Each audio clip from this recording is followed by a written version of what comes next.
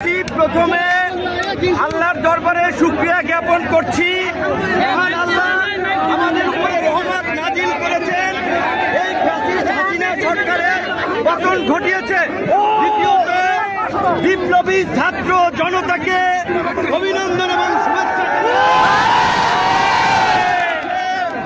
ধারাবাহিক লড়াই সংগ্রামের মাধ্যমে হাসিনার পতন নিশ্চিত করেছে। এই হাসিনার পতনের মধ্য দিয়ে আমাদের প্রাথমিক বিজয় অর্জন হয়েছে, কিন্তু এখনো আমাদের অনেক কাজ বাকি আছে।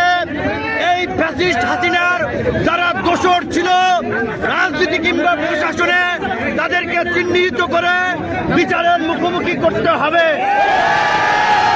এখন পর্যন্ত অন্তর্বর্তীকালীন সরকার হয় নাই, এইখানে যেন কোন সামরিক শাসন কিংবা কোন ভারত নিয়ন্ত্রিত সরকার প্রতিষ্ঠা না হয়। সেই জন্য রাজনৈতিক ঐক্যমতের ভিত্তিতে অনতিবিলম্বে অন্তর্বর্তী সরকার গঠন করতে হবে এবং ছাত্ররা ডক্টর মোহাম্মদ ইউনূসকে প্রধান করার যে প্রস্তাব দিয়েছে, আমার দল এবং আমরা সেই প্রস্তাব সমর্থন করছি। আমরা অনুরোধ জানাবো, আজকে সন্ধ্যার আগে মহামান্য রাষ্ট্রপতি ডক্টর ইউনূসের নেমলার এদেশীয় এজেন্টদেরকে ব্যবহার করাটা চক্রান্ত করছে। আপনারা সংখ্যালঘুদেরকে নিরাপত্তা দিবেন। সংখ্যালঘু ভাই বোনদেরকে বলবো, এই বাংলাদেশ আপনার আমাদের সকলের, এই দেশই আপনাদের নিরাপদ আশ্রয়স্থল। সবাই আপনারা মিলেমিশে থাকবেন, সকলে শান্ত থাকবেন, শান্তিপূর্ণভাবে আনন্দ উচ্ছ্বাসের বহিঃপ্রকাশ ঘটবেন। যারা গুরুতর অপরাধ করেছে তাদের ক্ষমা নাই। টিভি কার্যালয়ে আমাদেরকে গরু ছাগলের মতো ঝুলাইছে।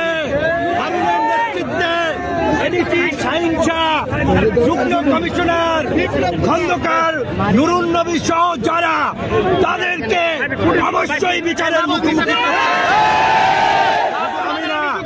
আমি বলেছিলাম, লজ্জায় তারা বলেন নাই।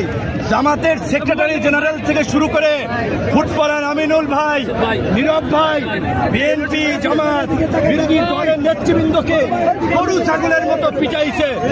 প্রশাসনের মধ্যে এই দুর্বৃত্তদেরকে চিহ্নিত করে অবশ্যই চাকরিচ্যুত করে জেলে ভরতে হবে। শান্তি এবং স্থিতিশীলতা রক্ষায় কাজ করুন। দুর্বৃত্তরা, দুষ্কৃতকারীরা যেন কোনো অঘটন না ঘটায়, আপনারা সেই বিষয়ে সতর্ক থাকবেন। আমি আমাদের রাজনৈতিক কার্যালয় পল্টনে গিয়ে আপনাদের সাথে শান্তিপূর্ণভাবে দেখা সাক্ষাৎ করে বাসায় যাব।